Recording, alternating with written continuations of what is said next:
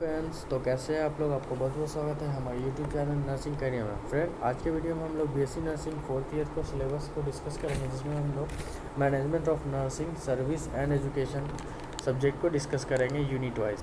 Video में आगे बढ़ने से पहले मेरा आपसे रिक्वेस्ट है, अगर आप हमारे चैनल पर नए हैं तो मेरे चैनल को सब्सक्राइब कर दें, और नर्सिंग रिलेटेड और भी इन्फॉर्मेशन या कोई भी सुझाव या कंप्लेन हो तो हमारे कमेंट बॉक्स डिस्क्रिप्शन में जाके या कमेंट बॉक्स वगैरह में जाके आप वहाँ पे हमारा एक सर्वे लिंक होगा, उस पर जाके आप सर्वे कंप्लीट करें, जिसमें आपका नाम, फ़ोन नंबर और आपकी क्या कंप्लेन है, आपके फ़ोटोग्राफ्स, ये सब रिक्वायर्ड होंगे। आप उस फॉर्म को फिल करना, हमारे टीम द्वारा आपको कांटेक्ट किया जाएगा। आपको कोई भी कंप्लेंट, कोई भी सुझाव नर्सिंग, एमबीबीएस और जीएनएम से रिलेटेड, ठीक है फ्रेंड। और अगर आप हमें कमेंट करना चाहते हैं, आप हमें कमेंट करें, 24 से 48 आवर के अंदर में आपको रिप्लाई दिया जाएगा। तो फिर वीडियो को शुरू करते हैं, और हमारे वीडियो के प्लेलिस्ट में जाके आपको सारे ईयर के सिलेबस आपको फुल्ली डिटेल में मिल जाएंगे। और आने वाले समय में हम लोग क्लासेस भी शुरू करने वाले हैं, जो बीएससी नर्सिंग के सीक्वेंस वाइज सारे क्लासेस होंगे।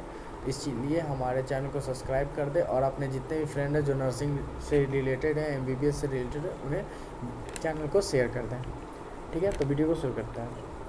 तो पहला आता है हम लोग का यूनिट 1, जिसमें introduction of management nursing, introduction to management in nursing. इसमें हम लोगों को पहले बताया जाएगा डिफिनीशन, कॉन्सेप्ट। आप बेसिकली सारे सिलेबस को देखे होंगे, इसमें हम लोग को सिर्फ उसका डिफिनीशन, कॉन्सेप्ट एंड इसकी थ्योरी और इसके रूल ऑफ नर्सिंग मैनेजमेंट क्या क्या है, इनको डीपली बताया जाता है। तो पहले यूनिट में आप समझ लेना, हर जितने भी सब्जेक्ट होंगे उसमें पहला यूनिट का मतलब सिर्फ यही होता है कि आप उस सब्जेक्ट को जानो, उसके नर्सिंग रिस्पॉन्सिबिलिटी को जानो, और उस सब्जेक्ट यानी जैसे साइकोलॉजी, मेंटल हेल्थ, नर्सिंग, लोगों का सब्जेक्ट का मोटिव क्या है, हमें क्या वो लोग संकेत देना चाहते हैं, क्या सिखाना चाहते हैं इस सब्जेक्ट के माध्यम से, उन सब चीज़ों को आप फर्स्ट यूनिट में जानो कि इसका फ़ायदा क्या है, इसकी इम्पोर्टेंस क्या है हमारे नर्सिंग कैरियर में। ठीक है। Management process. अब मैनेजमेंट प्रोसेस कैसे होता है, नर्सिंग में हम लोग कैसे मैनेज करते हैं, किसी भी चीज़ को कैसे मैनेज करते हैं। प्लानिंग होता है, मिशन होता है कि हमें ऐसा प्लानिंग करके इस पेशेंट को ठीक करना है। मिशन होता है to improve the patient behaviour और इम्प्रूव द पेशेंट, क्या कहते हैं, डिजीज़, मतलब उसकी बीमारी को इम्प्रूव करना, उसको सही करना, ठीक करना, या फिर प्रिवेंट फ्रॉम डिजीज़ेज। ये सब चीज़ें होती है आपको प्लानिंग और मिशन, ये सब होती है। ठीक है। स्टफिंग को देख लेना है आपको। Human resource and management, human को क्या क्या, जैसे कि कोई गवर्नमेंट एरिया में होते हैं उनको रिक्वायरमेंट, जैसे कोई फूड, फल, वेजिटेबल्स, ये सब मतलब कि नहीं मिल पाते हैं कहीं कहीं एरिया में, तो उनको क्या क्या रिक्वायरमेंट, उनकी क्या क्या रिसोर्सेज है, पानी सही से नहीं मिल पाता, इस वजह से वो लोग बीमार पड़ते हैं। तो उन सब चीज़ों को आपको मैनेज, क्या क्या रिक्वायरमेंट किसी एरिया में हो, जैसे आप कम्युनिटी हेल्थ ऑफिसर बनते हो तो आपके गांव में क्या क्या वो रिक्वायरमेंट है, उन सब चीज़ों को आप मेंशन करोगे, किससे पेशेंट मतलब कि बीमार पड़ रहे हैं उनको ठीक करोगे। ठीक है। जैसे कि आप यहाँ पे देख पा रहे होगे, मटेरियल मैनेजमेंट है, इक्विपमेंट एंड सप्लाई, जैसे कि पानी की सप्लाई होती है, कोई कोई इक्विपमेंट नहीं होते हैं, जैसे कि सर्जरी वगैरह के टाइम में कोई कोई इक्विपमेंट की ज़रूरत है, तो अब क्या क्या इक्विपमेंट की ज़रूरत है वो सब चीज़ें आपको ध्यान में रखनी होगी। फिर आते हैं हम लोग थर्ड यूनिट में। थर्ड यूनिट में आता है management of nursing services in the hospital and community. इसमें आपको करना है कि हॉस्पिटल में क्या क्या मैनेजमेंट करते हैं, पेशेंट के care units include ward management, ward को कैसे मैनेज करेंगे, इमरजेंसी का में कैसे इमरजेंसी मेडिसिन को अच्छे से सारे इमरजेंसी मेडिसिन को अच्छे से रखना है। ह्यूमन रिसोर्स रिक्वायरमेंट, मतलब कि वहाँ पेशेंट को क्या क्या चीज़ की रिक्वायरमेंट है, ये सब चीज़ों को देखना। पोल्यूशन से प्रिवेंट करना पेशेंट को, कुछ हार्मफुल पोल्यूशन, जैसे कि जो आईसीयू वगैरह होते हैं वो फुल्ली मतलब एसी होते हैं उसमें, और वो उसमें कोई भी डस्ट पार्टिकल या फिर शूज़ वगैरह भी अलाउड नहीं होता हम लोग का, वो सब प्रिवेंट में आते हैं, उसको मैनेज करना है। ये सब चीज़ें इसमें पढ़ रहे हैं। ठीक है। फोर्थ यूनिट में आते हैं आपको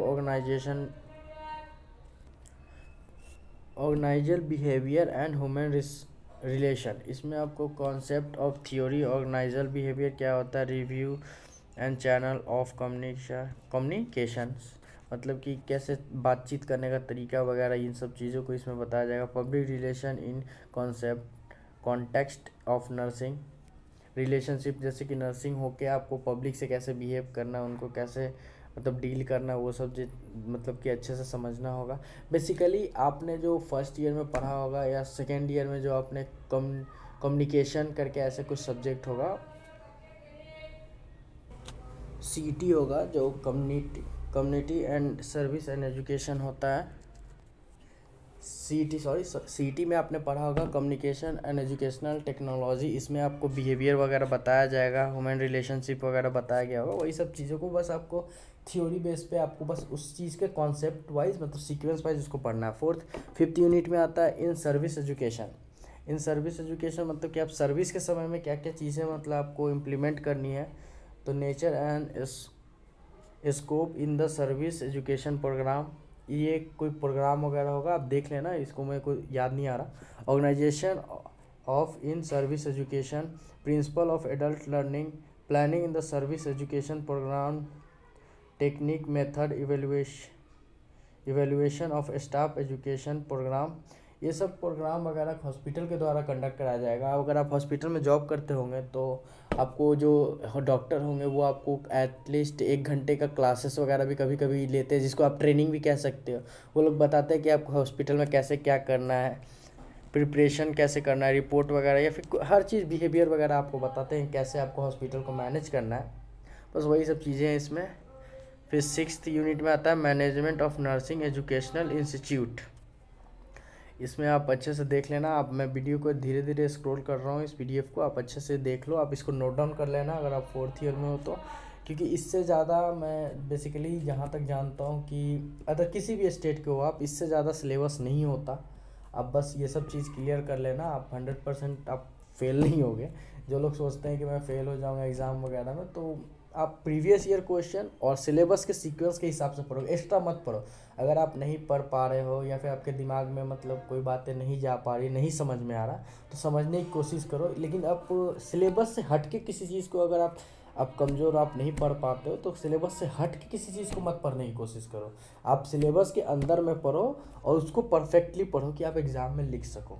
ठीक है, इस पे ध्यान देना। और कोई भी आपको कमेंट हो, कुछ भी आपको बताना हो या कुछ भी चीज़ पूछना हो, आप हमें कमेंट करें, हम आपको 24 घंटे के अंदर में रिप्लाई देंगे। ठीक है, और उसमें आप लोग मतलब हमें वो भी कर सकते हैं, आप हमारे डिस्क्रिप्शन में दिए गए लिंक से आप फॉर्म भर सकते हो। उससे हम लोग पर्सनली आपको कॉल करके आपको कोई भी सुविधा, कोई भी जानकारी चाहिए वो हम आपको प्रोवाइड करा देंगे। ठीक है, ये सब चीज़ें आप देख लेना।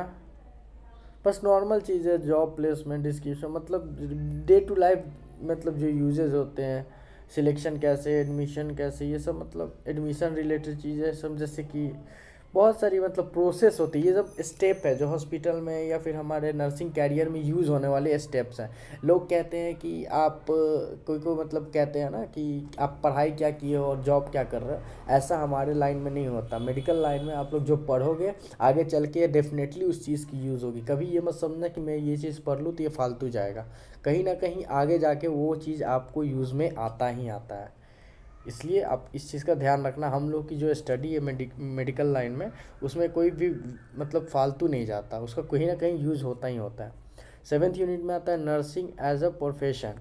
तो नर्सिंग एज अ प्रोफेशन आप शुरू से फर्स्ट जब 4th ईयर की सिलेबस आप देख रहे हो, यानी कि आप 4th ईयर में हो, तो बेसिकली ये सब चीज़ें हैं, ये आपको अच्छे से पता होगी। ठीक है, फिर लास्ट यूनिट आता है प्रोफेशनल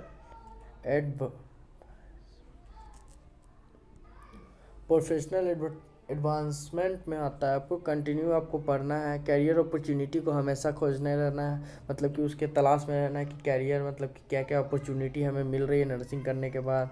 कलेक्टिव बार्गेनिंग मतलब कि पता नहीं, इसके बारे में मुझे उतना नहीं पता, मेरी इंग्लिश थोड़ी वीक है तो आप लोग थोड़ा मैनेज करना।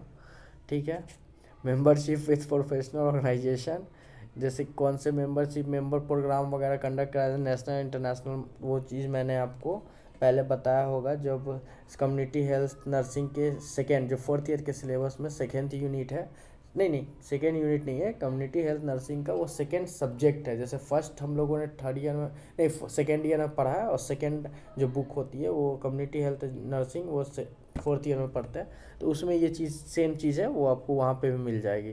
ठीक है, तो इस वीडियो में बस इतना ही। अगर आपको वीडियो अच्छा लगा हो, इन्फॉर्मेटिव लगा हो, तो हमारे इस वीडियो को लाइक कर दें। हमें मोटिवेट करने के लिए हमारे चैनल को सब्सक्राइब कर दें, क्योंकि फ्रेंड व्यूज़ तो आते हैं, सब कुछ आता है, पर सब्सक्राइबर नहीं हो पा रहा, जिससे हमें मोटिवेशन नहीं मिल पाती है। बाकी आपको कोई भी कमेंट, कोई भी सुझाव चाहिए, आप हमें कमेंट बॉक्स में कमेंट करें, हम आपको ज़रूर रिस्पॉन्स करेंगे। Thank you for watching.